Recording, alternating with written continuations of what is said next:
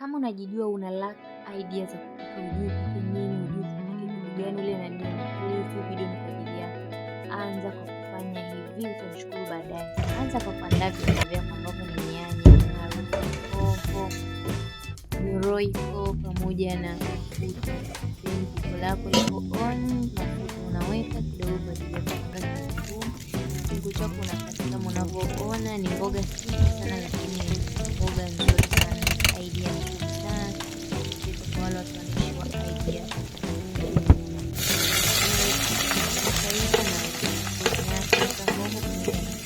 And then naweka nyanya, then nakoroga, naacha vihivi kwa dakika 5 mpaka 10.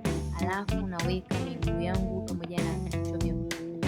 And then nakoroga, naacha viungo viingie vizuri kwenye nyama. Hiyo miguu pamoja na nitajua nyinyi kama nyama inaingia nyama.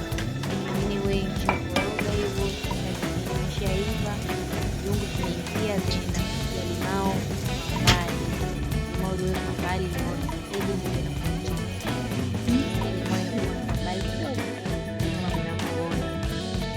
baada ya hapo mboga inakuwa tayari.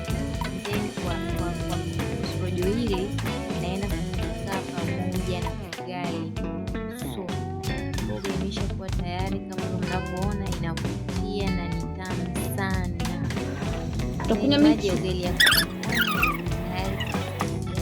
Then imeshachemka tayari kusonga ugali. Kama mnavyoona ugali au tapasi.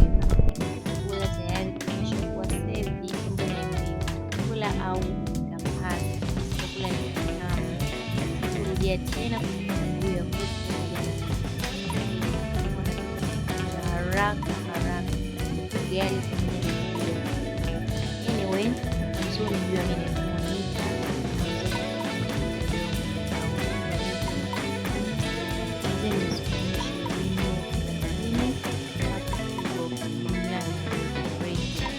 yangu alikula ugali, alikula mwenyewe, nilifikia kama ugali wote